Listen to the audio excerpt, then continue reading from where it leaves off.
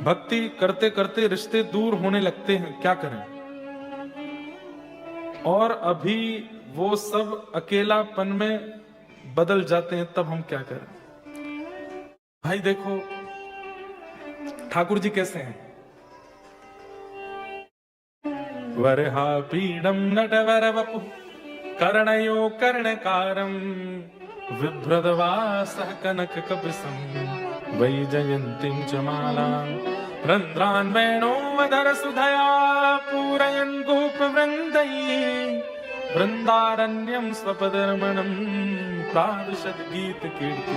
और ध्यान से सुनिए सब लोग, इधर देखो। ये बहुत भजन भक्ति करने वालों के इतने रिश्ते कम क्यों हो जाते हैं? फ्रेंड सर्कल इतना कम क्यों पड़ जाता है? अच्छा, इस संसार की एक दुर्भाग्यपूर्ण बात बताऊं। सब लोग इधर देखो, ध्यान से सुनो। आप जितने कामी, जितने विषयी, जितने उपद्रवी, जितने संसार के भौतिकवाद में पड़े, उतने संबंध आपके ज्यादा। और आप 8 बजे सो जाते हैं, 4 बजे उठ जाते हैं, प्याज लहसुन नहीं खाते, मांस मदिरा का सेवन नहीं करते, पार्टीज में नहीं जाते, उल्टे सीधे काम नहीं करते, गॉसिप्स में मन नहीं लगाते, तो आपके उतने रिश्ते कम क्यों? जिसके यहाँ किराए पर रहते हैं उसके यहाँ के नियम पालन करोगे तो ही वो आपको अपने किराए पर रहने देगा। कलयुग में हम लोग किराएदार, किराए के रूप में रहते हैं। और कलयुग के नियम क्या है? गलत खाओ, गलत पियो, गलत करो, छल करो, कपट करो, ईर्ष्या करो, द्वेष करो। और जब हम उन पालनों को नहीं करते तो किराएदार हमसे नाराज ही रहता है। कलयुग हमसे नाराज ही रहता। तुम ये सब तो करते नहीं, नाम गाते हो, अरे टाउन हॉल में जाके भी कथा सुन रहे हो, जहां मेलोडीज गाई जाती है, सिम्फनी होती है, जहां पे सब बड़े बड़े कार्यक्रम, वैसे तुम वहां पे भी कथा कर आए।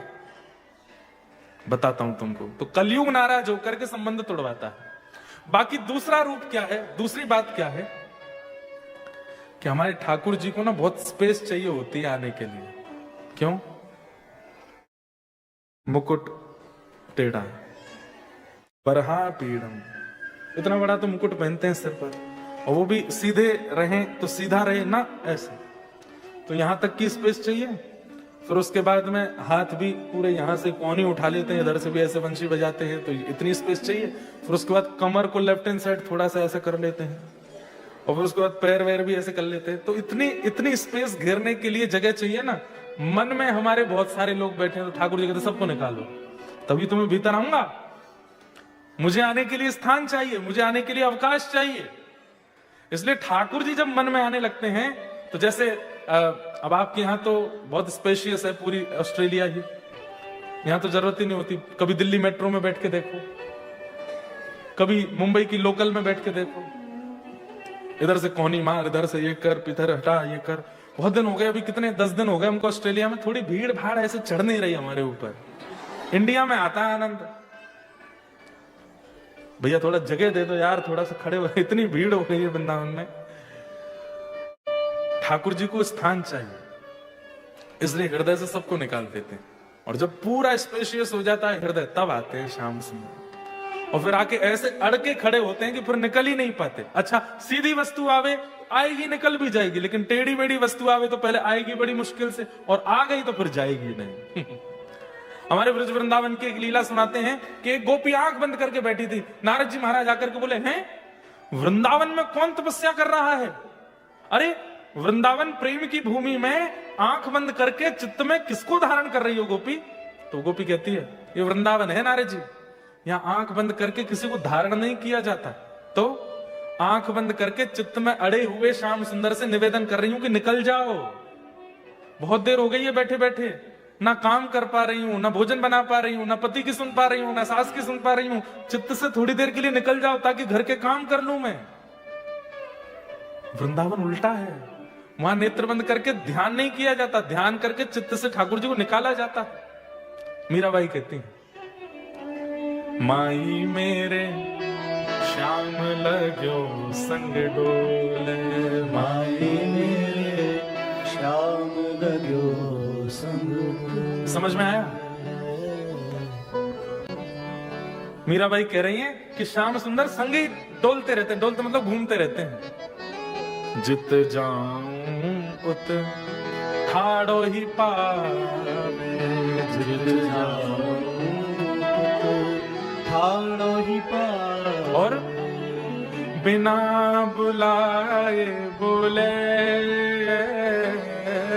बिना बुलाए बोले,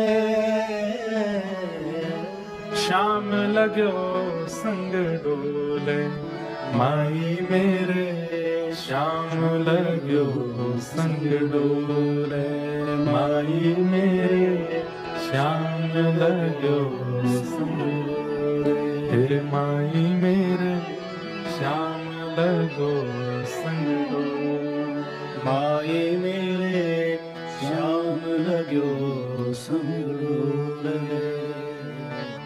जहां जाऊं वहीं ठाड़े मिल जाएं, संगी चले मेरे। वृंदावन की रसरीति तो ऐसी है कि श्याम सुंदर एक क्षण के लिए भी चित्त छोड़ करके नहीं जाते, सदा चित्त में बसे रहते हैं। और क्या कह रहे हैं, किसी ने कहा कि अरे मीरा, तेरे सामने जब श्याम सुंदर आते हैं तू आंख बंद कर लिया कर, तेरे सामने जब कृष्ण आते हैं तू आंख बंद कर लिया कर, घूंघट कर लिया कर, मुंह फेर के चली जाया कर। तो भाई सा कहते हैं, कहा करूं लोभी मेरे नैना, कहा करूं लोभी मेरे नैना। अरे ऐसे सुंदर श्याम सुंदर जिसके सन्मुख आ जाएं, भले ही हमको बहुत परेशान करते हैं, बहुत दुखी करते हैं, लेकिन क्या करूं, ये नेत्र उनको देखे बिना रहते भी तो नहीं है।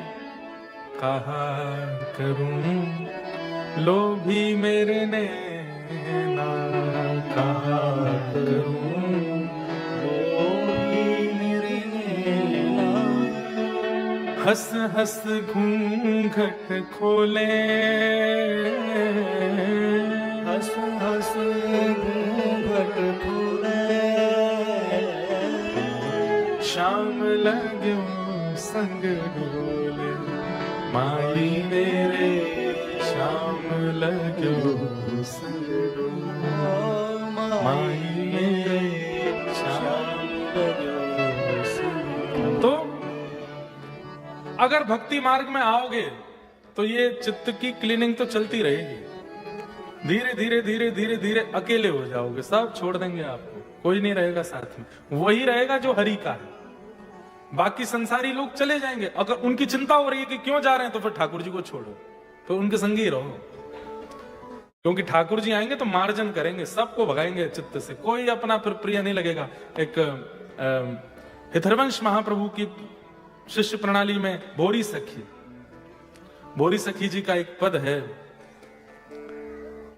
ऐसो दुख दी जो ही माही, ऐसो दुख दी जो ही माही, बस्ती छोड़ एकांत बिठाओ, बातन सो घबराही, बस्ती छोड़ एकांत बिठाओ, बातन सो घबराही, बिन पद कंज छटा दृग देखे, कोई सुहावत नहीं, बिन पद कंज छटा देखे, कोई सुहावत नहीं। भोरी ऐसे दुख बिन प्यारी, भोरी ऐसे दुख बिन प्यारी, जीवन व्यर्थ गवाही, ऐसो दुख दी जोड़ी, ऐसो दुख दी जो। ठाकुर जी जब जीवन में आएंगे तो बस्ती छोड़ एकांत बिठाओ, बातन सो घबराए, अकेले रहने का मन होगा। और भीड़ अच्छी नहीं लगेगी, भीड़ वही अच्छी लगेगी जो हरि नाम करने वाली होगी। इसलिए आपका जो ये प्रश्न है कि भक्ति करते करते रिश्ते दूर होने लग रहे हैं, मित्र दूर हो रहे हैं, क्या करें? भाई सा कहती हैं, भाई छोड़िया बंधु छोड़िया छोड़िया जग सो, भाई छोड़िया बंधु छोड़िया छोड़ा जग सोई, साधुअन संग बैठ बैठ, साधुअन संग बैठ बैठ, साधुअन संग बैठ बैठ, साधु मन सन बैठ बैठ लोक लाज कोई रे मेरे तो गिरधर गोपाल मेरे तो गिरधर गोपाल दूसरो न कोई दूसरो न कोई मेरे तो गिरधर गोपाल दूसरो न कोई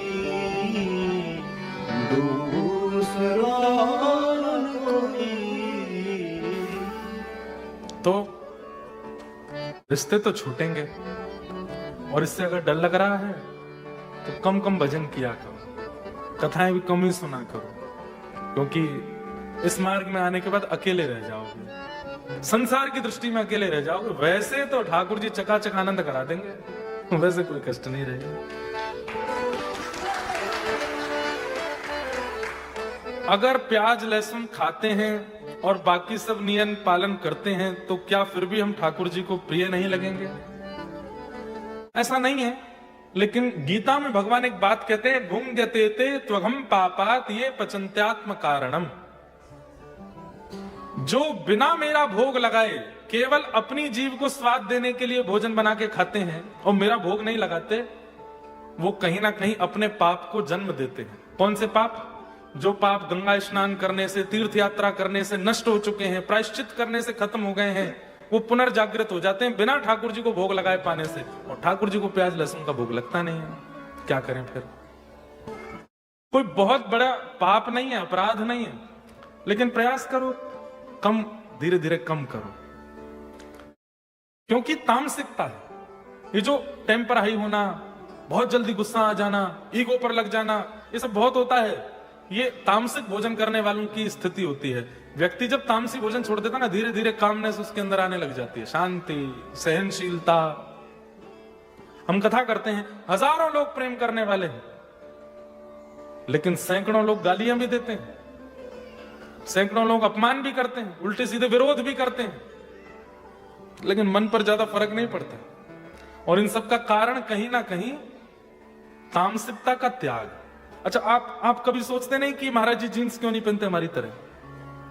ये धोती बगलबंदी ही क्यों पहनते हैं? ये तिलक रोज क्यों लगाते हैं? शिखा क्यों रखते हैं? ये सब तक सब सात्विकता है।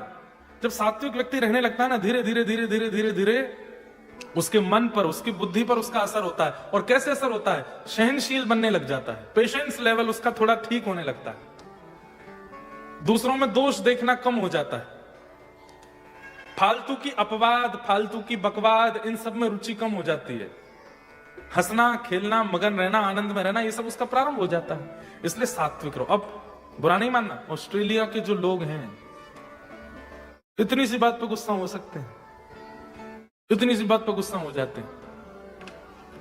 फ्लाइट में आप बैठे हो, बगल में कोई ऑस्ट्रेलियन बैठा है, आप जरा सी कोहनी लगा दो तो गुस्सा हो जाएंगे। एक बार पता नहीं कहां के, हाँ यहीं की बात थी शायद, पहली बार जब मैं आया था 2 साल पहले, तो मैं कनाडा से आया था यहाँ पर, बहुत लंबी फ्लाइट थी, तो कुछ सामान निकाल रहा था ऊपर से, तो पीछे वाला पैर ऐसे करके बैठा था, उससे पैर लग गया मेरा, ऐसे घूर के देखा, मैंने कहा सॉरी भैया। दूसरी बार में फिर उठा फिर से पैर लग गया, अब की बार तो खड़ा ही हो गया। मैंने कहा आई एम वेरी सॉरी, मेरे को थोड़ा पता नहीं लगा। अब वो पैर भी तो ऐसे चौड़ा के बैठा था, गलती उसी की थी, पर हम लोगों का स्वभाव नहीं है ना लड़ने का कि उसको बोलूं कि पैर अंदर कर ले। तीसरी बार में वॉशरूम से आया, फिर से पैर लग गया तो उसने एयर होस्टेस को बुला करके खूब जो है लड़ाई झगड़ा सा करने लगा। मैंने कान वान पकड़े, मैंने भैया माफ कर दे, बैठ जा भाई, 2 घंटे की फ्लाइट रह गई है। अगर मेरे अंदर सात्विकता नहीं होती, तामसिकता होती, तो मैं भी उल्टा लड़ जाता, पैर पकड़ के एक आध घूसा घल देता, कुछ ना कुछ चली जाते दोनों में। क्यों? तामसिक व्यक्ति जो होता है ना, उसका स्वभाव कैसा होता है, देख लूंगा, तेने किया कैसे तुझे बताता हूं। और वैष्णव कैसा होता है, भैया तुम जीते हम हारे, तुम ठीक है सुना लो, 2-4 और कह लो हमको। अब इस पर भी लोग कई बार बोलते हैं, महाराज जी आप क्या सिखा रहे हैं दुनिया को, सहना सिखा रहे हैं, आप ये कैसे सिखा सकते हैं कि भाई कोई कुछ भी कर जाए तुम सह लो। अरे ठीक है, कोई बहुत बड़ा अपराध करे, कोई बहुत ही बड़ा अपमान कर दे, आपकी डिग्निटी पर बात आ जाए, बहुत ज्यादा कुछ, तो बोलो भी। छोटी मोटी बातों पर लड़ने के लिए मना कर रहे हैं, तो ये तो अच्छी बात है। हिंसा कम होनी चाहिए संसार में। तो तामसिक वस्तुओं का जब आप सेवन करते हो तो आपका टेम्पर हाई होता है, पेशेंस लेवल घट जाता है, बुद्धि विवेक से काम करना बंद कर देती है, इसलिए उसको खाने के लिए मना किया गया है। बाकी धीरे धीरे प्रयास करो, कम करो। हाँ, हफ्ते में नियम बना लो, केवल उन्हीं दिनों पर खा लो, फिर धीरे धीरे उन दिनों में भी छोड़ दो। बढ़िया। अरे बिना प्याज लहसुन का कोई बढ़िया प्रसाद बनाए तो क्या। हम कल रात्रि प्रसाद पाने गए थे जिनके यहाँ, कहाँ है वो बहन जी, ये बैठी, इन्होंने पिज्जा भी बनाया था, इन्होंने नाचोस भी बनाए थे, इन्होंने और भी बहुत सारी चीजें बनाई, पर सब बिना प्याज लहसुन का। जो वो था, क्या बोलते हैं उसको, सॉसेस वगैरह भी सब बिल्कुल वैसे, कितना बढ़िया बना था। तो ऐसी वस्तुएं सेवन करो धीरे धीरे। बाकी आप लोग जहां रहते हैं वहां पर बच पाना तो बहुत मुश्किल है, लेकिन फिर भी प्रयास करो। एक बात और बोलूं, ठाकुर जी को भोग मत लगाया करो, पिज्जा का, पास्ता का, इन सब का भोग नहीं लगना चाहिए। कई लोग मेरी बात से नाखुश भी होंगे, लेकिन आप जानते हैं भारत में जितने भी मंदिर हैं, आज भी उन मंदिरों में हजारों साल पुरानी प्रसाद की पद्धति क्यों चल रही है। जगन्नाथ मंदिर में अगर आप जाएंगे तो आज भी हजारों साल पुराना दाल भात ही बनता है, आज भी महाप्रसाद ही पाते हैं, आज भी ठाकुर जी कटहल की सब्जी होती है, दाल में आती, आदि आदि सब सामग्री बिल्कुल सेम है, कोई परिवर्तन नहीं है उनमें। क्यों? क्योंकि वे सब प्रसाद सिद्ध हो गए हैं और ठाकुर जी वही पाते हैं जो भारत की उपजाऊ वस्तु है। कई मंदिरों में तो विदेशी फल भी नहीं आते, कई जगह टमाटर नहीं जाता, कई जगह मसूर की दाल नहीं जाती, कई जगह और भी चीजें नहीं जाती, जो विदेश की वस्तु है ठाकुर जी को भोग नहीं लगता। अब मैदा, इसका भी भोग ठाकुर जी, हमने कभी नहीं सुना यशोदा मैया ने कोई मैदा की वस्तु बना खिलाई ठाकुर जी को। ठाकुर जी क्या पाते हैं, बढ़िया दाल भात पाते हैं, बढ़िया रोटी पाते हैं, रोटला पाते हैं, बाजरे का पाते हैं, ज्वार का पाते हैं, गेहूं का पाते हैं। उसी में वेरिएशन कर दो, पर वेस्टर्न कल्चर की जो आधुनिक वस्तु है, ठीक है आप कभी कभी ठाकुर जी को दूर से दिखा के खा लो, पर भोग मत लगाओ। मैं एक बार कथा में कह रहा था, मैं ठाकुर जी को पिज्जा का भोग लगता होगा, तो ऐसा कहते हैं कि पर्दा करते ही ठाकुर जी के पास श्री जी आते हैं, अष्ट सखा आते हैं, अष्ट सखी आती हैं, सब आके पूछते हैं, जय जय आज क्या बनाया हो आपके भक्त ने। ठाकुर जी कहते होंगे पिज्जा बनाया भाई। मधुमंगल कहते होगा, हैं जी कहा भला भैया कैसे खानो या को, बोले उठा ले।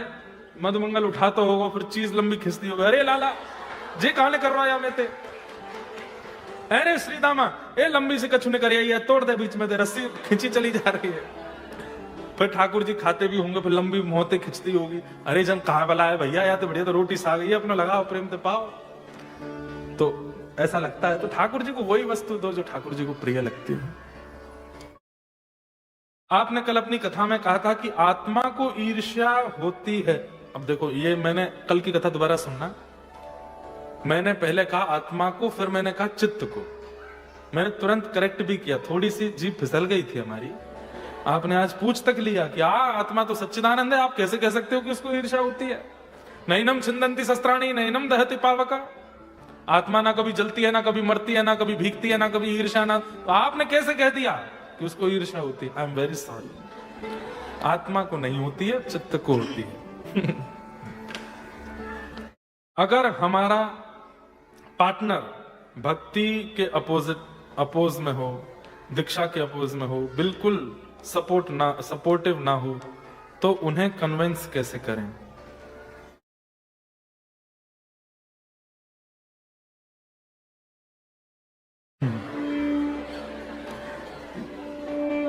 मेरा पार्टनर अपोजिट नहीं है, तो मैं कैसे बताऊं।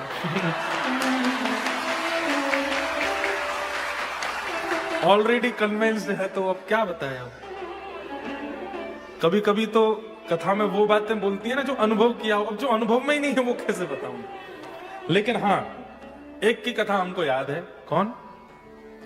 श्री तुकाराम जी महाराज। महाराष्ट्र के एक संत हुए श्री तुकाराम जी। उनकी पत्नी जो थी वो बिल्कुल अनुकूल नहीं थी, तो वो कई बार रोकती थी और भी चीजें थी, तो तुकाराम जी क्या करते थे, उसके सामने शांत ही रहते थे। पूरे दिन एकांत में भजन करते थे। पत्नी करे ऐसा प्रयास करते, लेकिन नहीं करते तो उसको जबरदस्ती नहीं बोलते थे, ठीक है नहीं करते नहीं करो। पर वो जब जब समय मिलता तो बैठ करके भजन कर लेते थे। जैसी पत्नी सामने आती थी तो छोड़ देते थे, भाई उसको अच्छा नहीं लगता। ऐसे संत श्री तुकाराम जी महाराज पंढरीनाथ भगवान के परम प्रिय भक्त हुए। तो अपोजिट व्यक्ति यदि आपके जीवन में है तो उसके लिए यही एक उपाय है कि आप थोड़ा उनके अनुकूल बन के रहो। बहुत ज्यादा प्रयास मत करो कि भाई ये कराओ, ये दीक्षा दिलाओ, ये नहीं करवा रहे हैं तो मन ही मन सब काम कर लो। देखो इसका एक उदाहरण बताऊं। जैसे कई बार परिवारों में बालक कहीं विवाह करना चाहता है, लेकिन माता पिता सब अगेंस्ट हैं। तो बालक क्या करता है, माता को भी नहीं बताता, पिता को भी नहीं बताता, मन ही मन उसको सबको बोलता है नहीं करूंगा, बात नहीं होगी मेरी, लेकिन फिर भी वो बात भी कर लेता है, प्रेम भी निभा लेता है, सब काम कर लेता है। हम सब जगह इतने ज्यादा अच्छे हैं, पर ये भक्ति में हम कहां फिसल जाते हैं। एक माता जी हैं वृंदावन में, उनके पतिदेव को 17 साल तक नहीं पता था कि वो भजन करते हैं। भक्तमाल में कथा आती है, अंतर्निष्ठ राजा, उनकी पत्नी को अधेड़ उम्र तक नहीं पता चला कि उनका पति भजन करता है, गुप्त रूप से करते थे। आज यहां कितने सारे विवाहित लोग बैठे हैं, किसी के 15 वर्ष हो गए, 25 वर्ष हो गए, 50 वर्ष हो गए, आप जानते हो अपने पति को पूरा, आप जानते हो अपने पत्नी को पूरा ना। कई बातें ऐसी होंगी जो आज तक आपको भी नहीं पता, गोपनीय है। ऐसे ही भक्ति को गोपनीय करना। आप कब भजन कर लेते हैं, कब नाम कर लेते हैं, कब ध्यान कर लेते हैं, ये बताने की वस्तु नहीं। अंतर्निष्ठ हो जाइए, अपने मन ही मन करने लग जाइए, उसको मत बताइए। ऐसे भजन किया जा सकता है। कन्विंस करने के लिए तो अब क्या करें, उसके लिए तो कोई उपाय अभी सूझ नहीं रहा हमको। हाँ, एक कथा और याद आई, सुना देता हूं।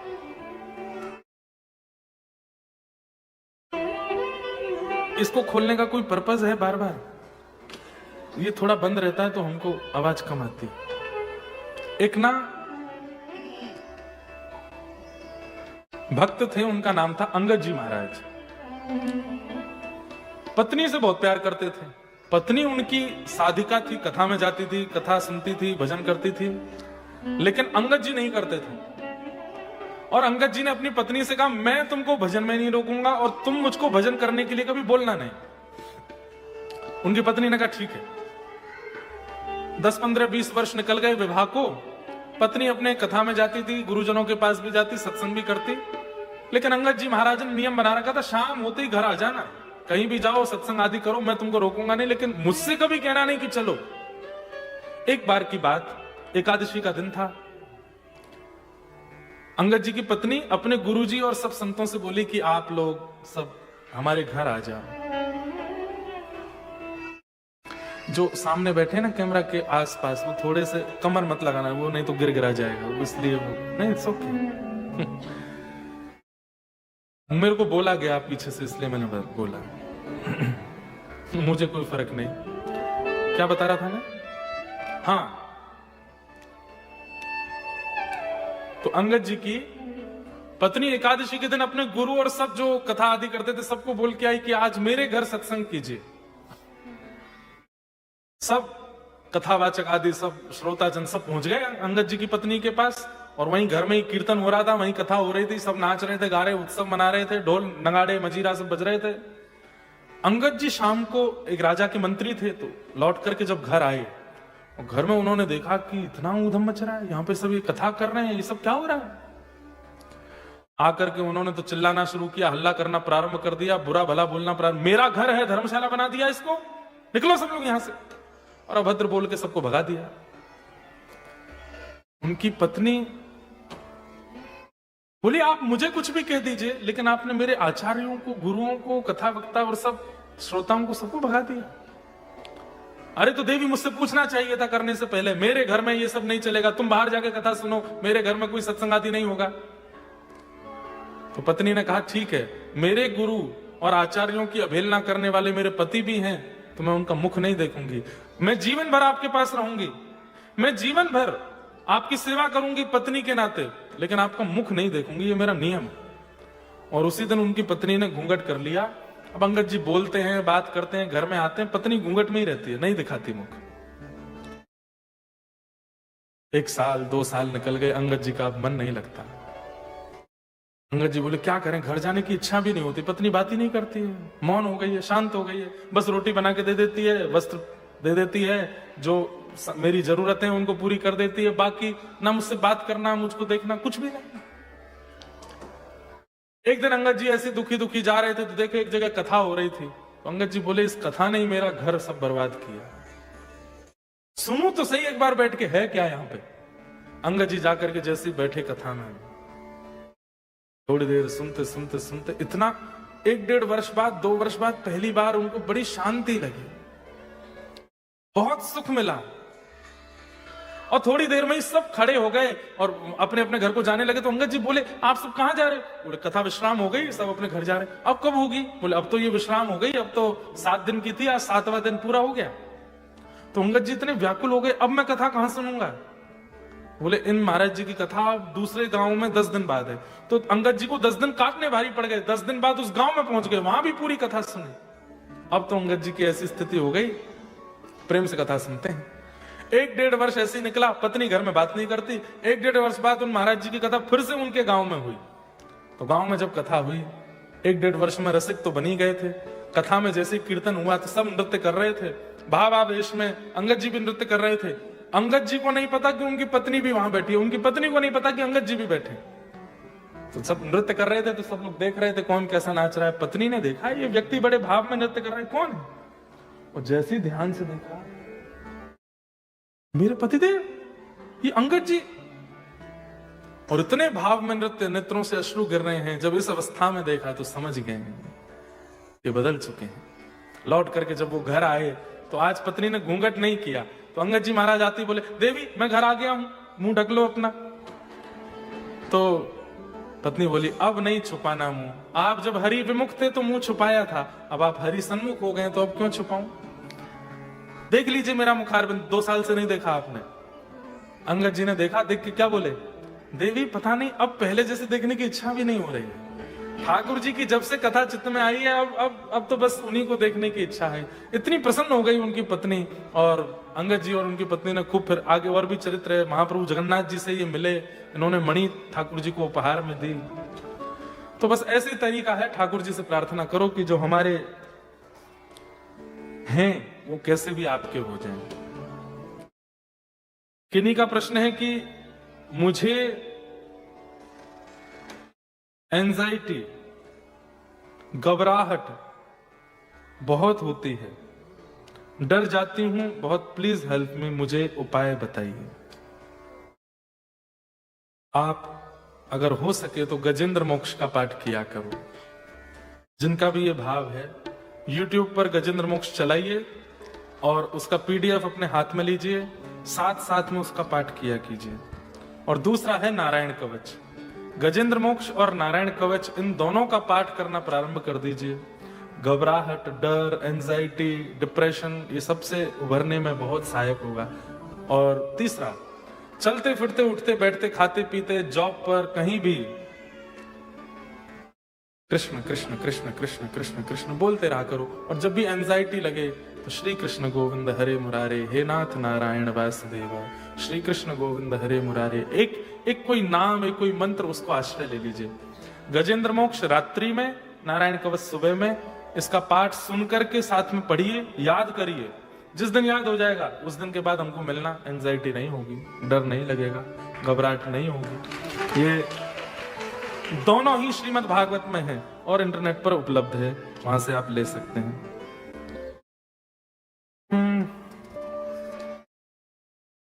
बहुत सारे प्रश्न हो गए आज।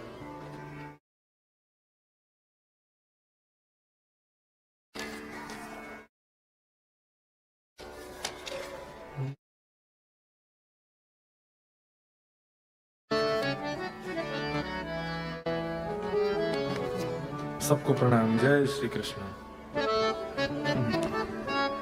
अब हम लोग कल के प्रसंग पर चल दें। भगवान 4 प्रकार के अपने भक्तों के विषय में बता रहे हैं। इस प्रसंग में प्रवेश करें उससे पूर्व थोड़ा हरिनाम, कुछ भगवत भाव कर ले, उसके बाद प्रवेश करेंगे।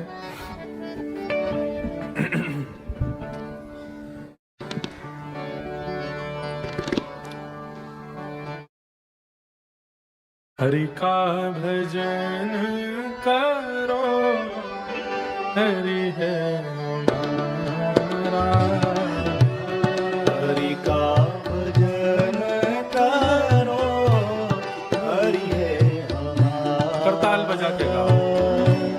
हरि का भजन करो, हरि है हमारा।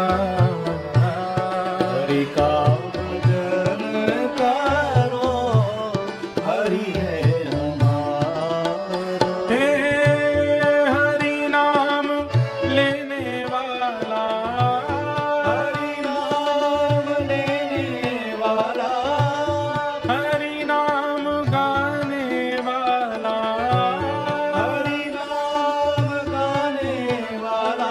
हे हरि का है प्यार। हरि का भजन करो, हरि है हमारा। हरि का भजन करो, हरि है हमारा। हरि नाम से तेरा काम बनेगा। हरि नाम से तेरा काम बनेगा। हरि नाम ही तेरे साथ चलेगा। हरि नाम ही तेरे साथ चलेगा। हरि नाम लेने वाला, हरि नाम लेने वाला, हरि नाम गाने वाला, हरि नाम गाने वाला। हरि का है प्यारा। हरि का भजन करो, हरि है हमारा।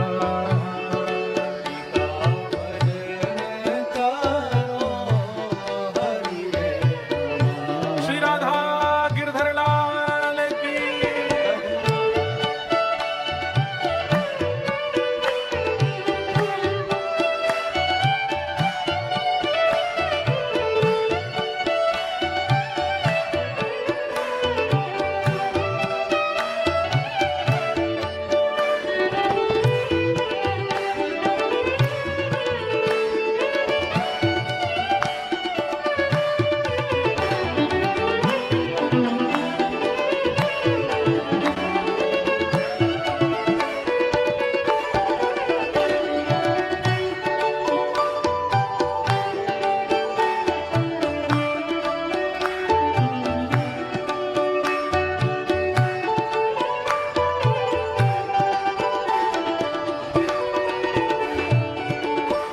कोई कहे राधे श्याम, कोई कहे सीताराम। कोई कहे राधे श्याम, कोई कहे सीताराम। आपको पता है कीर्तन में गाना क्यों चाहिए, और विशेष रूप से घर में गाओ, उसका प्रभाव कम है। जब ऐसे समाज संगत बैठी हो, इसमें गाने का क्यों प्रभाव है? जब हम गाते हैं ना, तो हमारे वाणी के माध्यम से, वाणी के माध्यम से पाप निकलते हैं बाहर, और ताल बजा के गाते हैं तो जो बाहर निकला वो मरते हैं। इसलिए जोर से ताल बजा के गाना चाहिए। और जो ना ताल बजाते हैं ना गाते हैं, बैठे रहते हैं, तो सबके निकल के उनके अंदर ही चले जाते हैं। इसलिए गाइए भाव से।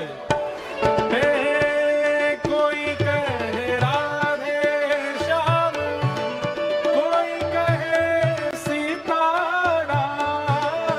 कोई कहे राधे श्याम, कोई कहे सीताराम। कोई गिरधर गोपाल, कोई राधा माधव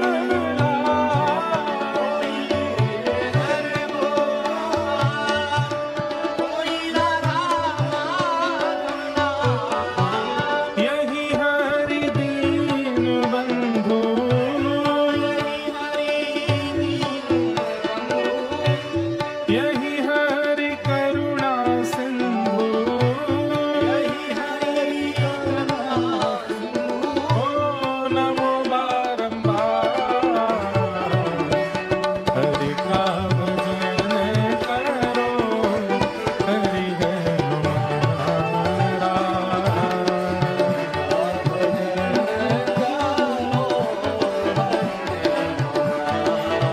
ओ हरि का भजन करो, हरि है हमारा। का भजन करो,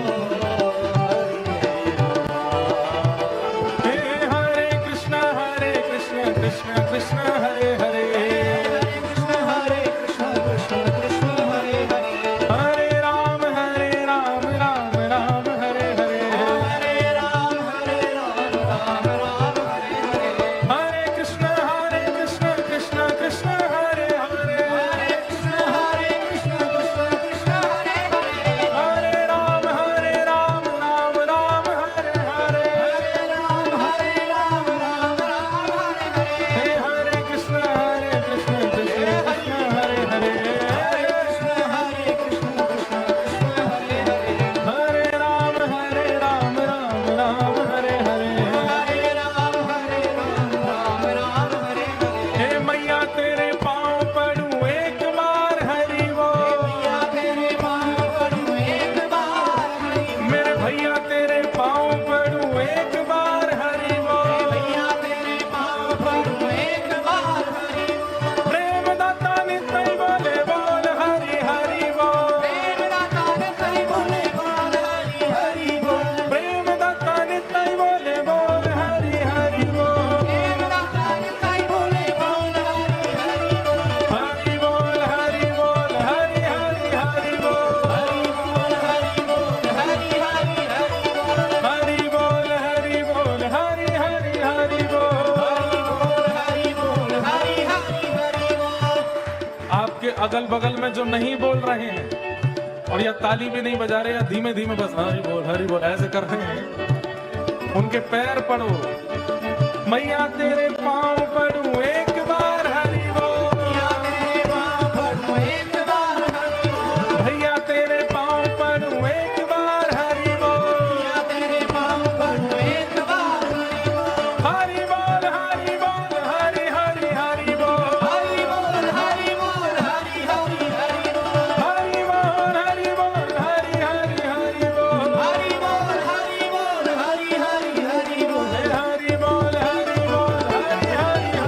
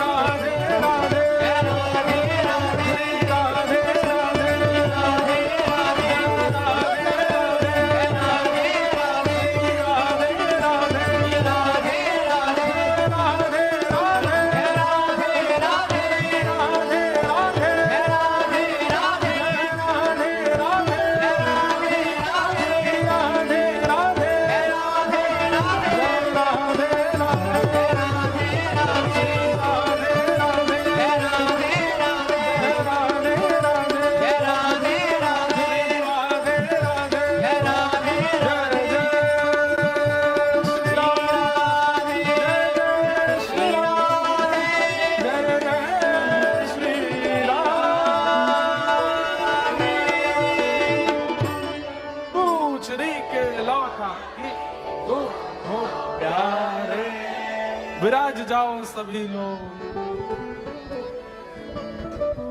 हरि का भजन करो, हरि है हमारा,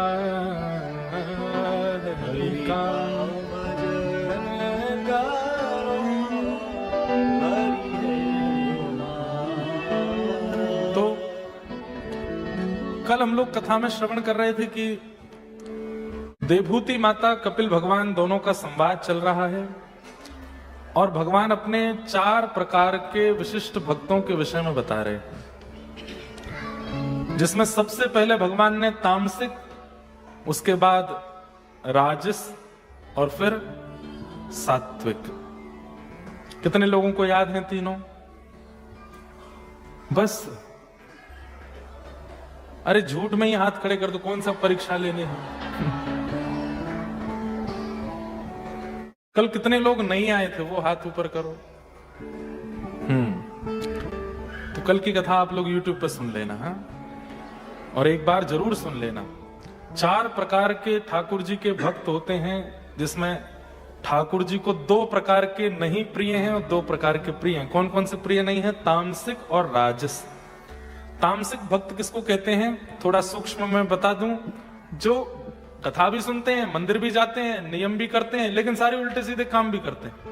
सब खाते पीते भी हैं, उल्टा सीधा सब करते भी हैं। कोई नियम में कहीं भी उनको ये नहीं लगता कि ये पाप है, ये मुझे नहीं करना चाहिए, ये अनुचित है। ऐसी विचारधारा जिनकी नहीं होती, जो सब कार्य करने में भी योग्य होते हैं। तामसिक हिंसा करते हैं, पाखंड करते हैं, ईर्ष्या करते हैं। इस प्रकार के लोगों को तामसिक भक्त कहते हैं। ठाकुर जी कहते हैं मुझे प्रिय नहीं, जैसे रावण। दूसरा है राजस, जो भगवान से केवल मांगने के लिए जाता है। ठाकुर जी को ATM मशीन समझ रखा है। यहां पर नारियल चढ़ा दो, पैसे चढ़ा दो, ठाकुर जी से डील कर लो। आप मेरा ये काम करा दो, सोने का छत्र चढ़वा दूंगा। आप मेरा ये काम करा दो, पोशाक लगवा दूंगा। आप मेरा ये काम करा दो, 56 भोग करा दूंगा। आप मेरा ये काम करा दो, दूध की धारा से परिक्रमा कर दूंगा। मतलब ठाकुर जी उसके लिए कोई बहुत ग्रीडी है क्या कि भाई करो मेरे लिए तो मैं तुम्हारा काम करूं? ऐसा नहीं। इस प्रकार के लोग कौन है?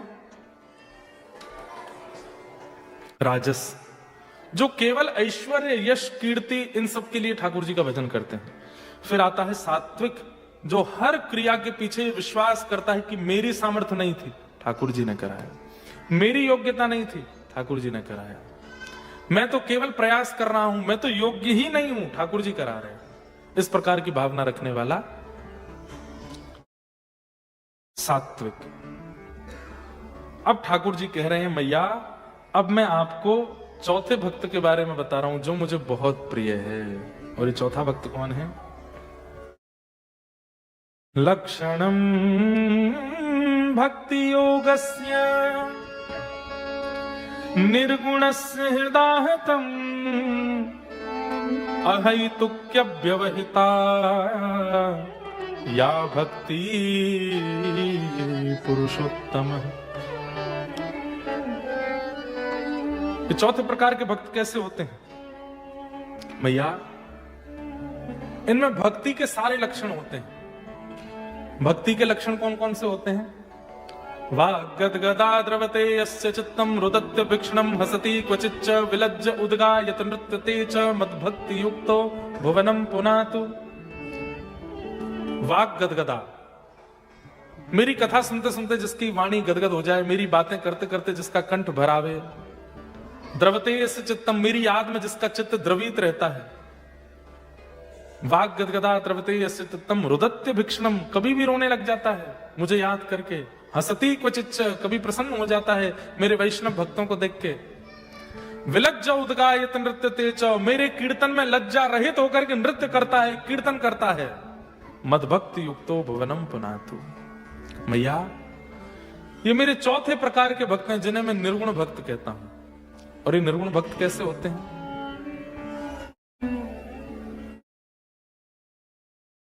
मन ना रहे 10-20 मन ना रहे। एक हतो सो गयो श्याम संग,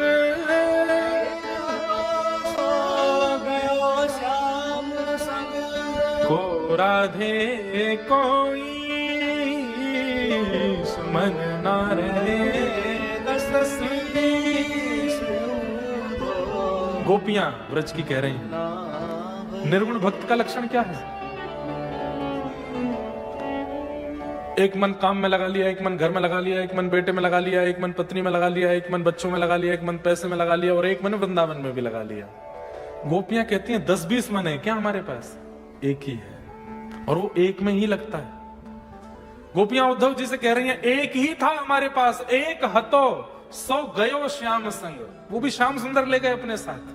अब इस मन को कहीं और कैसे लगाए? जब श्री कृष्ण वृंदावन छोड़ के चले गए तब उद्धव जी समझाने गए थे गोपियों को, और गोपियों से जाके बोले आप लोग जिनकी याद में रोती हैं वो परमात्मा हैं, और परमात्मा किसी एक का नहीं होता, परमात्मा विश्व का होता है, परमात्मा जगत का होता है। वे अपने कार्य को आधारित करने के लिए आगे गए हैं, आप कृपा कर अपना मन कहीं और लगा लीजिए। गोपियां बोली 10-20 मन है ना हमारे पास, एक ही, और वो भी श्याम सुंदर ले गए अपने साथ, अब कैसे कहीं और लगावे?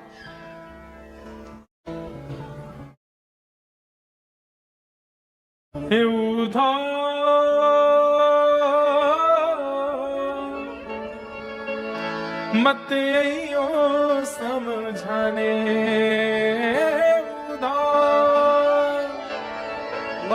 मत यो समझाने, जाके कांटा लगे सो ही जाए, जाके कांटा लगे सो ही जाए। निर्गुण भक्त कैसा होता है? कृष्ण मन, कृष्ण तन, कृष्ण ही हमारो धन। मैं हूं ये इनकी भावना ही नहीं रहती। कृष्ण ही है सब। जीना कृष्ण के लिए, खाना कृष्ण के लिए, रहना कृष्ण के लिए, सर्वस्व श्री कृष्ण है मेरा, मैं उन्हीं के जीवन में हूं। जैसे भक्तिमती मीरा भाई, जितने भी भक्तों के चरित्र आप सुनते हैं वे सब निर्गुण भक्त हैं, क्योंकि उनके जीवन का और कोई उद्देश्य नहीं है, वो ठाकुर जी के लिए ही जीते हैं। ऐसे निर्गुण भक्त भगवान कहते हैं ये मुझे बहुत प्रिय है, जिनका जन्म ही केवल मेरे लिए हुआ है, मुझे भजने के लिए, मेरे स्मरण के लिए। वो इतना प्रेम करते हैं तो मैं भी उनसे उतना ही प्रेम करता हूं, पग पग पर उनके साथ रहता हूं।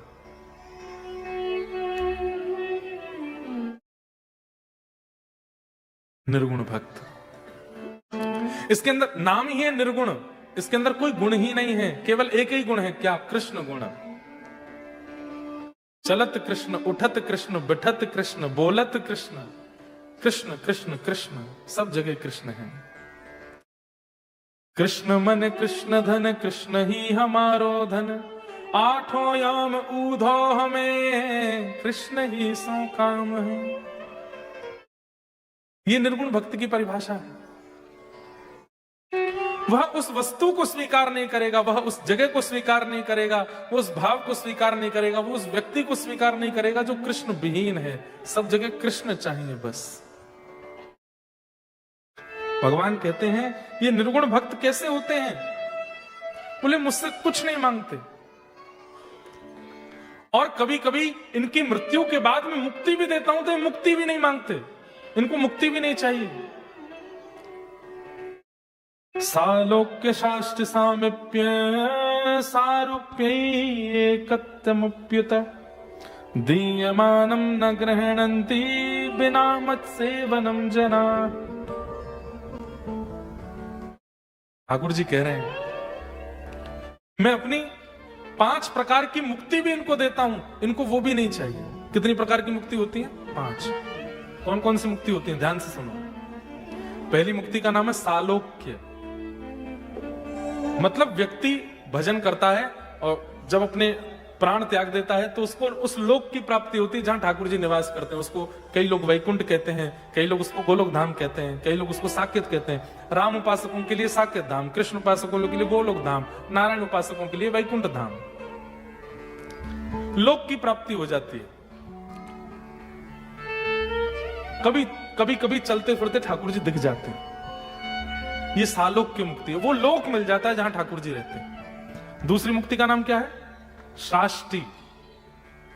शाष्टी मुक्ति का मतलब है लोक भी मिलता है और लोक में थोड़ी सी सेवा भी मिल जाती है। जैसे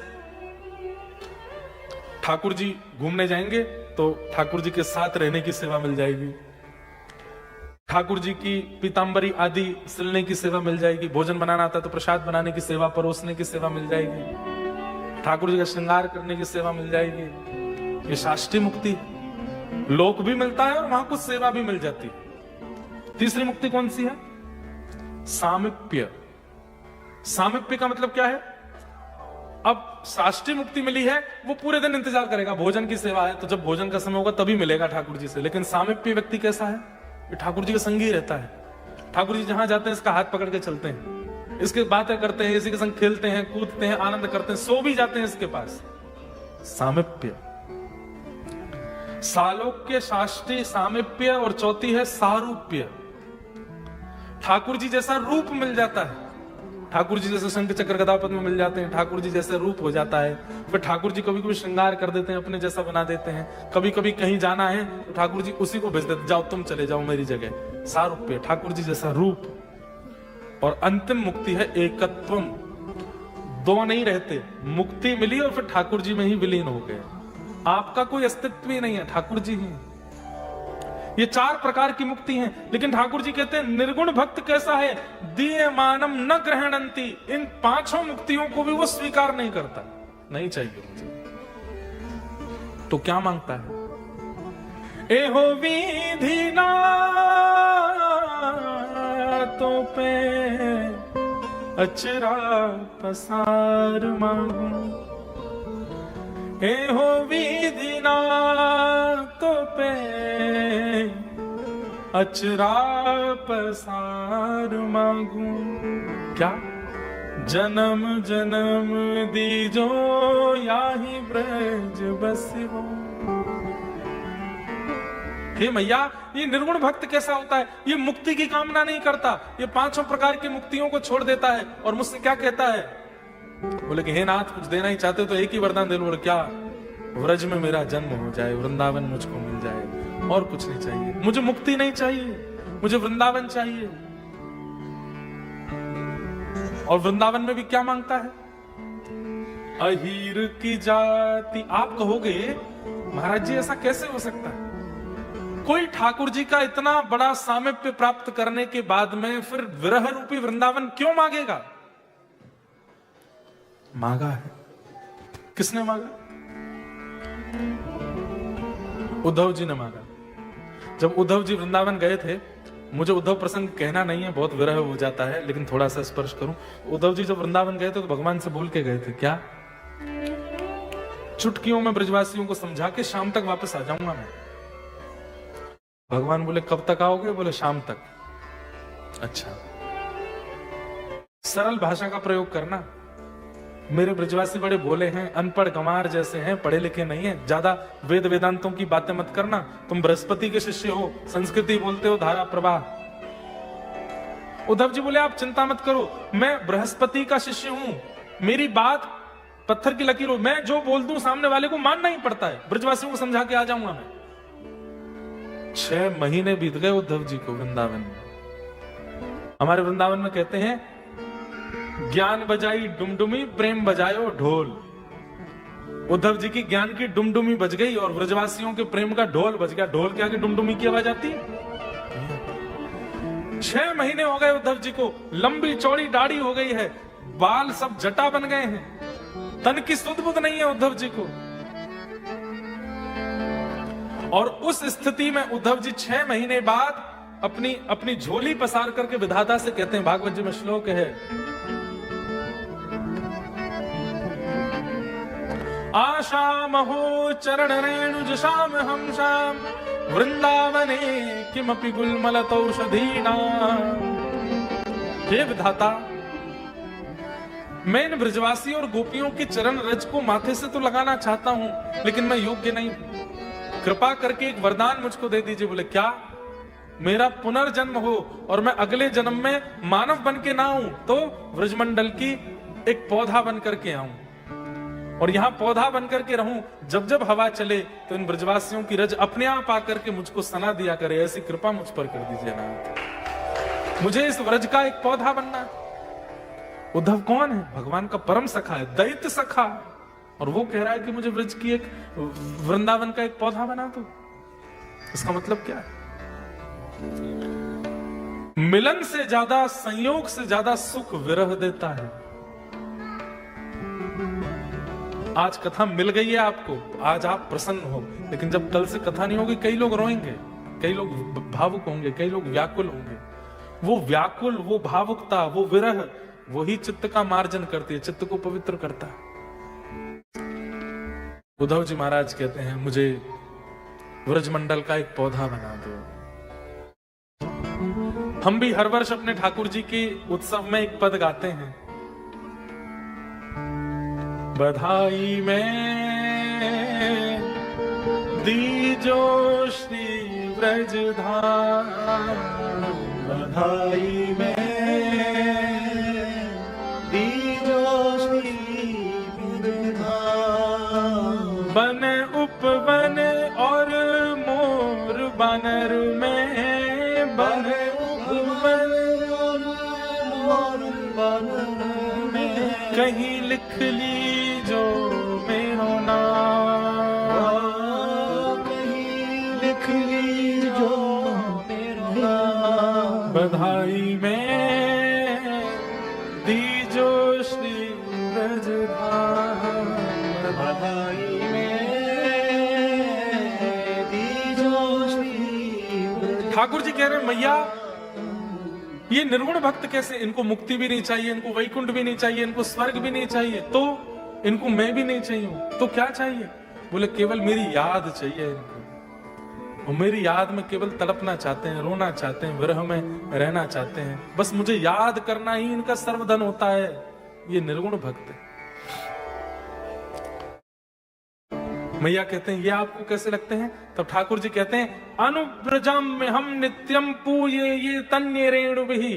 बोले जैसे गैया के पीछे पीछे बछड़ा चलता है, ऐसे निर्गुण भक्त मेरे पीछे नहीं चलता, इसके पीछे पीछे मैं चलता हूं। ये जहां जाता है मैं इसके संगी रहता हूं, एक क्षण के लिए भी इसका त्याग नहीं करता। मां, ये मुझे अतिशय प्रिय है, ये मुझे प्राणों से भी ज्यादा प्रिय है। ऐसे निर्गुण भक्त। कल हम प्रसंग सुन रहे थे, ब्रजमंडल में एक रसिक हुए, बंगाल से आए थे, इंदुभूषण वसु। नंदगांव गए, वृंदावन गए, ठाकुर जी नहीं मिले, तो फिर स्वप्न आदेश हुआ कि उत्तर की ओर जाओ। उत्तर में क्या है? बरसाना। और बरसाना में जाकर के जब श्री जी के द्वार पर पहुंचे, तो द्वार पर ही एक छोटी सी लाली प्रसाद लेके खड़ी, पीछे पड़ गई। बाबा तेने बहुत दिना तक छुपाया ना पाले। बात मान के जब पा लिया, भीतर जाके देखा तो उसी पोशाक में किशोरी जी, और थाल देख करके पुजारी जी बोले, ये तो श्री जी को थाल है, तो पे कैसे आयो? तो उन्होंने कहा कि लाली आई थी बाहर, ऐसी पोशाक थी, समझ गए कि किशोरी जी थी। बरसाना के साकरी खोर क्षेत्र में जाकर के वो बाबा रहने लगे। वहीं रह करके हाँ राधा, हाँ राधा, हाँ राधा कह करके जब रुदन करने लगे, देखते हैं कभी कोई ब्रजवासी प्रसाद लेकर के आ जाता है, कभी कोई महात्मा प्रसाद लेके आ जाता है, कभी छोटे छोटे बालक प्रसाद लेकर के आ जाते हैं। रोज प्रसादी जब आने लगी तो एक दिन एक महात्मा को पकड़ करके बोले, ये प्रसाद कौन भेजता है? तो महात्मा बोले, रोज श्री जी स्वप्न में आज्ञा करती हैं अलग अलग लोगों को कि मेरा एक प्रिय वहां बैठो है, वहां को जाके प्रसाद दे आओ, उसको प्रसाद दे दो। तब इंदुभूषण जी इतनी जोर से रोए, बोले हे श्यामाजू, मैं भूख नहीं हूं, मुझे रोटी की इच्छा नहीं है, मुझे प्रसाद की इच्छा नहीं है। आपको मेरी पेट की चिंता पता चल रही है, लेकिन मेरे मन की चिंता क्यों पता नहीं चल रही है? मैं रोटी सब्जी दाल चावल खाने के लिए बंगाल छोड़ के नहीं आया हूं ब्रज में, मैं आपको पाने के लिए आया हूं, मैं श्याम सुंदर को दर्शन करने के लिए आया हूं। कृपा करो हे स्वामी जी, दर्शन दो। राधे राधे करुणामयी कृष्ण प्यारी,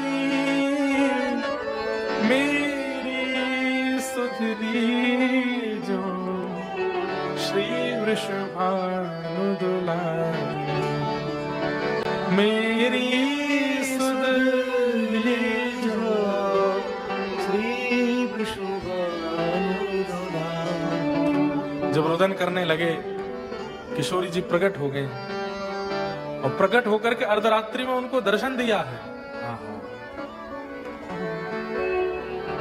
दर्शन देख करके इंदु भूषण उनका नाम था, दीक्षा के बाद में नाम कुछ और हो गया, लेकिन किशोरी जी क्या कह रही हैं? अरी फूल सखी, अरी फूल सखी। नेत्र खुले और जैसे देखा तप्त कांचन गौरांगी श्री राधे वृंदावनेश्वरी सन्मुख खड़ी, चरणों में गिर करके रुदन करने लगे। बोले मैं कौन हूं, मुझे क्यों आपसे इतना प्रेम हो गया, क्यों वृंदावन में वास करने की इच्छा हो रही है, मैं क्यों आया हूं, मुझे कुछ सेवा दीजिए। तब किशोरी जी कहते हैं तू हमारी फूल सखी है। क्यों? तू फूल जैसी कोमल है, हमारे तेरा नाम फूल सखी है और तेरी सेवा एक ही है। बोले कहा तू फूलन को श्रृंगार बनाए के हमारे मंदिरन में पधराए कर, वही से हम राजी होंगे, वही से तो को एक दिन निकुंज में प्रवेश मिलेगा। बस ऐसा कहकर के किशोरी जी अंतर ध्यान हो गए। वही इंदु भूषण जी अब फूल बाबा हो गए। अब तो यत्र तत्र जहां भी फूल मिलते हैं, फूल इकट्ठे करके सुंदर पुष्प बनाते हैं, आभूषण बनाते हैं, हाथों के, बाजू के, गले के, सबके आभूषण बना के बिहारी जी में, राधा वल्लभ जी में, सब मंदिरों में देते हैं। इनका नाम फूल चोर बाबा भी हो गया था। क्यों? ये किसी के घर में भी सुंदर फूल लगे होते थे, चोरी करके निकाल लाते थे और ठाकुर जी किशोरी जी की सुंदर पुष्प की आभूषण बनाते। हाँ, इसका प्रमाण क्या था कि ठाकुर जी इनकी फूल की सेवा स्वीकार करते हैं? इसका प्रमाण क्या था कि ठाकुर जी इनकी फूल की सेवा से अति प्रसन्न होते हैं? इसका प्रमाण था इनकी लगन, जो नित्य प्रति लगी रहती थी ठाकुर जी के चरणों में, ठाकुर जी के इस भाव में। और अगर इनकी फूल की माला नहीं आती थी तो ठाकुर जी स्वयं प्रकट होकर के इनसे कहते कि आज तेने पुष्प की हार नहीं पहनाए थे, और ये वहीं पहना देते और मंदिर में जब कपाट खुलते तो ठाकुर जी को वहीं पुष्प के आभूषण पहुंच जाते थे। ऐसा इनका जीवन रहा। इसी प्रकार भजन करते करते फूल बाबा एक दिन ठाकुर जी में विलीन हो गए। अब तो संतों की जमात आने लगी, चारों तरफ महात्मा सब बैठे थे। तभी आप जा नहीं रहे थे, बस प्रार्थना कर रहे थे, हे श्यामाजू मुझे लेकर के चलो। सब संत महात्मा बैठे थे, तभी आप रुदन करने लगे। सबने पूछा कहाँ गए हो बाबा? बोले किशोरी जी आ गए, ठाकुर जी आ गए। सब संत बोले हमको तो दर्शन नहीं हो रहे हैं बाबा। बोले आप सब बैठ के कीर्तन करो, बस ठाकुर जी आए, मैंने सेवा कर दूं। आपने माला पहनाई, माला पहना करके आपने कुछ पवाया ठाकुर जी को। पवाने के बाद में किसी से कहा मेरे हाथ धुला दो। जैसे ही हाथ धुलाए तो कुछ नहीं था हाथ में, लेकिन जब हाथ धुलाए तो हाथों से ठाकुर जी की प्रसादी जो वस्तु थी, चावल दाल आदि, उन सबके अवशेष छूटने लगे हाथ से। ये दृश्य सबने देखा और तभी आप ठाकुर जी के चरणों में प्रणाम किए और बिना किसी को ठाकुर जी का दर्शन हुए फूल सकी वहीं से ठाकुर जी की नित्य लीला में प्रविष्ट हो।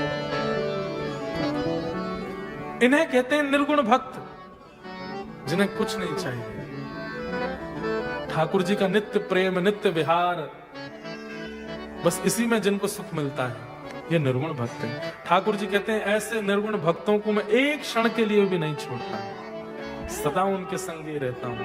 अनुब्रजम में हम नित्यम पूर्य ये धन्य रेणु भी।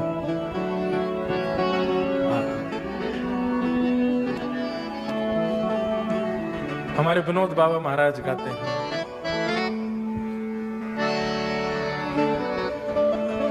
मेरो मन लगे बरसाने में, जहाँ ये राजे राधा मेरो मन लगो बरसाने में, जहाँ भी राजे राधा। इस प्रकार 4 भक्तों का ये प्रसंग अब पूर्ण होगा और एडिलेड की कथा भी विश्राम की ओर है। बड़े प्रेम और भाव से सब लोग गाइएगा। अगली साल अब आएंगे एडिलेड, खूब प्रेम और भाव से संकीर्तन करते हुए आज के सत्र को विश्राम देंगे। मुझे दुनिया से नहीं कोई काम, मुझे दुनिया से नहीं कोई काम,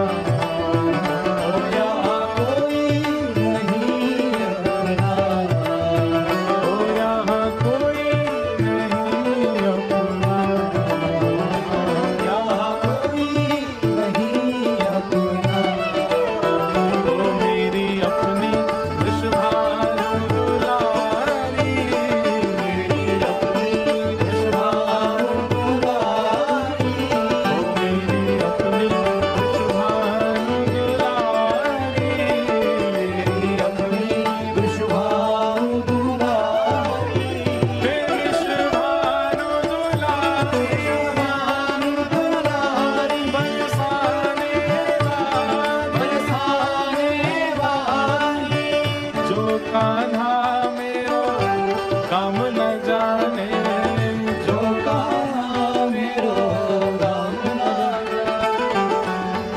आप में से कितने लोग नहीं जानते किशोरी जी को काम कौन सा है?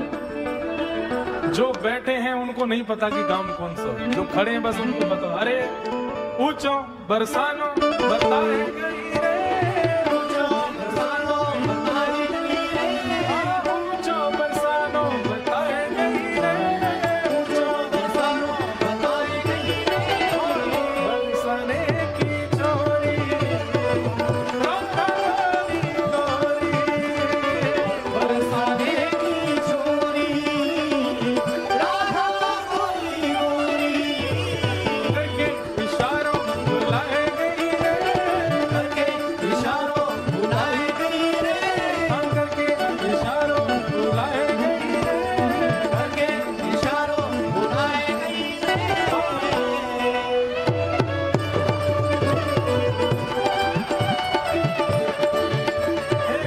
बरसाने की छोरी राधा गोरी गोरी, बरसाने की छोरी राधा गोरी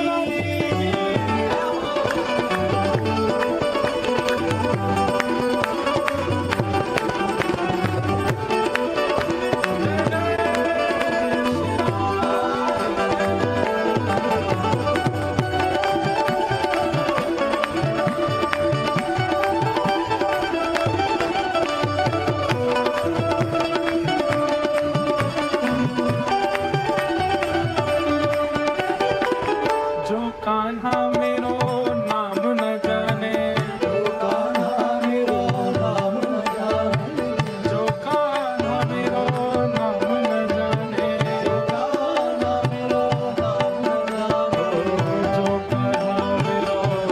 न जाने, जो कान्हा मेरो नाम न जाने, जो कान्हा मेरो नाम न जाने, राधा रंगीली बताए गई रे, राधा रंगीली बताए गई रे, ओ राधा रंगीली बताए गई रे, राधा रंगीली बताए गई रे,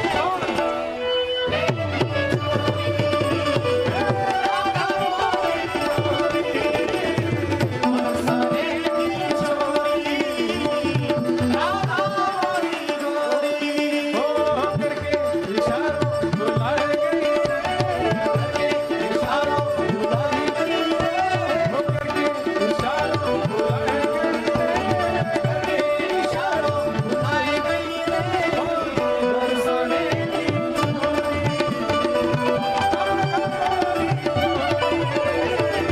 बरसाने की छोरी राधा गोरी गोरी, सब सखियन में श्यामा जो प्यारी, सब सखियन में श्यामा जो प्यारी, सब सखियन में श्यामा जो प्यारी, सब सखियन में श्यामा जो प्यारी, सब सखियन में श्यामा जो प्यारी, सब सखियन में श्यामा जो प्यारी, सब सखियन में श्यामा जो प्यारी, सब सखियन में श्यामा।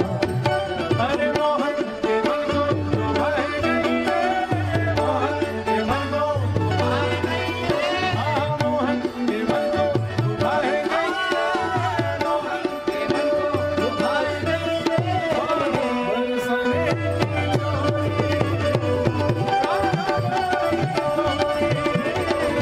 बरसाने की छोरी राधा गोरी गोरी। आप लोग इतनी जोर से उछल के नाच रहे हो, ये टूट टाट तो नहीं जाएगा? क्योंकि आपके यहाँ के सब तो लकड़ी का बनता है ना, पता नहीं मजबूत तो है, मजबूत है। ज्यादा जोर से नहीं उछलना है, लेकिन भुजा उठाओ। और क्या वाह। हाँ तो सुनो, अगर चंड आवे तो रुकना भी नहीं, हाँ भुजा उठा के हे करके इशारों बुलाए गई रे, करके इशारों बुलाए गई रे, हाँ करके इशारों बुलाए गई रे, करके इशारों बुलाए गई रे,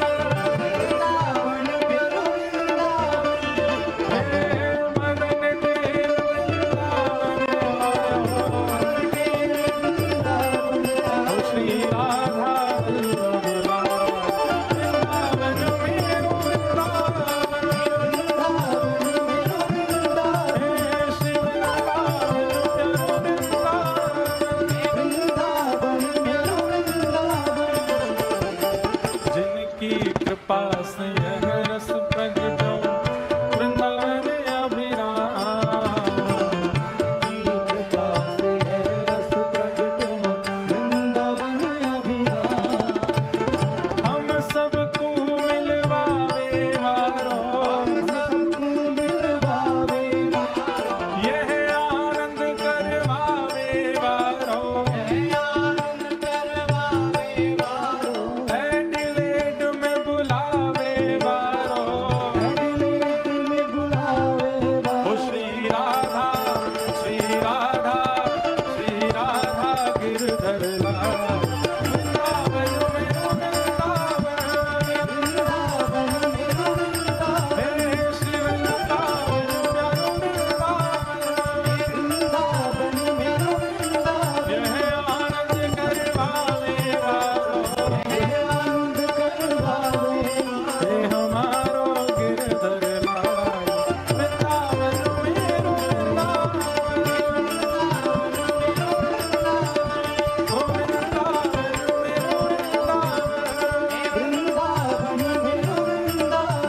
वृंदावन में वृंदावन में गोवर्धन में त्रिपुरा में नंदगांव में गोकुल जी में सब मिल बोले, वंशीवन में यमुना जी